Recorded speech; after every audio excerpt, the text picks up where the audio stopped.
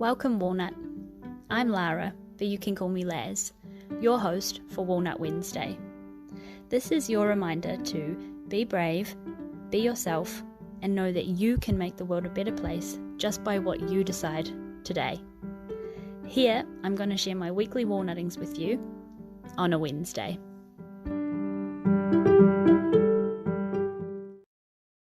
Hello, Walnut. It is me, Laz, here for another episode of Walnut Wednesday in the 90s, nearly episode 100. How are you this week? I hope you're having a wonderful day. I hope you're having a wonderful week. Let me know how you're going. I would love to hear from you. Feel free to join my group, the Walnut Tree on Facebook, and share all the Walnut things. Tag me at Walnut Wednesday. I want to hear from you and I want to know what you're up to. So keep in touch. All right, Walnuts? What I want to share with you this week is kind of a little bit of a strange one. I don't even know how to say it. My walnutting this week is what I'm going to share. I might just say it out loud. I might just say it real quick and get it done. I'm just going to say it. It's a bit controversial. It's a bit weird. It's a bit quirky. Okay, I'm going to say it, Walnut. Are you ready? I don't know why I'm getting nervical all of a sudden. I'm just going to say it. I'm just going to say it. I'm just going to say it. I'm just going to say it. I put period blood on my face. I put my own period blood on my face. Now, this is something that I think we need to discuss more. If your first instinct, Walnut, was, ew, fucking gross, Laz. If that was your first instinct, why? I challenge you with the question, why? Why is that ooh? Because that's something that I was kind of like battling with for a little while. Now, I'll give you a bit of backstory. So my mum has these like weird little witch tricks that she just has and that just always work. She's a wizard, sorceress, whatever the fuck. She's just like knows these like random weird things. The first one being, and that I have used ever since I was very young, was that if you're late for your period, drink a can of Coke, not Diet Coke, not a glass, not a bottle, a can, the red cans of Coca-Cola. And your period will come every time if you are not pregnant or ill or something like that. Anytime I've been late for my period, the Coke trick just works a million times. I have also shared this with many, many people, and they agree that my mum is some kind of wizard. So if you're ever having a scare or anything like that, and it's, you're not intentionally trying to get pregnant, or, your period's just a bit late, the Coke trick, I don't know. Let me know if you agree, if you tried it, or if this might help you later on. But anyway, so there's my mum's like special little wizardry that she has. She just knows these weird things. And since I've gone off the pill, I think it will be almost a year now that I've been off birth control, my skin, especially at the very beginning, my skin broke out quite a lot. And especially when it was like when I was due for my period, the chin breakouts, the hormonal breakouts, and I was getting them real bad, to the point where I was like, am I 15? Or maybe like 13? Am I 13 years old again at the start of high school with all my pimples? Like, am I a teenager? So, I was just saying to my mom, like, Mom, look at my pimples, my period's here, blah, blah, blah. And she said, you know what, Barb? My mom, if you don't know, Walnut is this like cute little Filipino lady, and she calls me Barb. She goes, you know what, Barb? And I could tell by her face, she was like, I haven't tried it myself. And I'm like, oh my God, she's gonna say it. And then before she kind of could say it, I was like, period blood, because I'd heard about people using their menstrual blood for lots of different things. And so she was like, yes, but I haven't tried it. And she's like, specifically day one of your period blood apparently is really good for breakouts. So like I was saying, like I was saying, Walnut, You can use your menstrual blood for so many different things. And I come back to the question, if you are feeling grossed out right now, why are you feeling grossed out? Now, again, I do not define myself as a feminist, as a radical like changer of things and a protester and I stand up for all the things. This is kind of like a personal experience that I wanted to sort of share with you, but it is kind of encompassed with a little bit of patriarchy and stuff like that, because it comes like from the oppression of women. The ooh for me came from I didn't even know where it had come from, right? Because for years and years and years, period, like all I have ever known, periods are gross, periods are embarrassing, don't let anybody hear you put your, like when I was super young and some people hadn't got their period yet, you would be so quiet in the toilet because you wouldn't want them to hear like your pad rustling or the tampon wrapper coming off.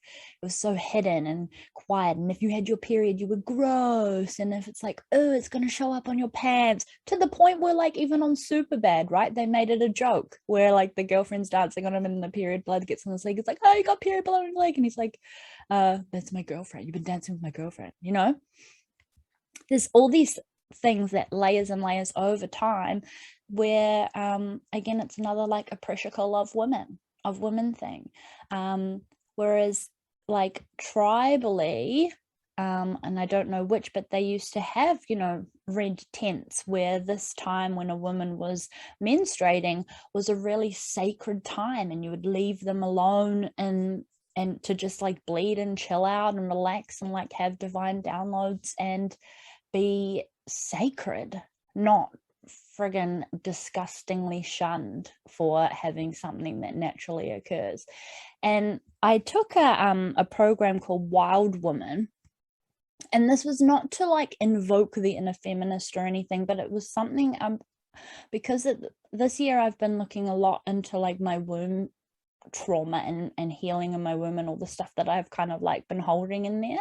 So it just kind of I felt this like primal pull to do like, I don't know, Wild Woman just kind of really sits with me in some kind of way. So this whole act of putting my period blood on my face, it kind of, actually I'm going off topic now, aren't I started talking about something else. I was talking about Wild Woman, and the host of the program made this like this joke, which is off a TikTok, where like if men were the ones who bled, if men were the ones with period, there's this funny TikTok that's like, you know, she's like getting the period blood and putting it on, and she's like, war, and like making it sort of like a man like, I am strong thing. So that was pretty funny. But for me, this whole putting my own blood on my face was, one, an experiment, because I wanted to see if it, like, you know, my mum's witch trick actually works. That's what kind of sparked it all up. Two, I wanted to explore the initial ooh that I got from it straight away. Like, why is a period ooh? And why is this yuck? It's my blood. It's, you know, like, why do I find it ooh? Because there are lots of things that people do. Like I've seen people like do like menstrual blood paintings. Some people collect it and offer it like back to the earth because it's, you know, like a really good compost sort of thing. Like people do a lot of like natural things with their period blood. So I kind of just wanted to explore that a little bit more on like a personal level.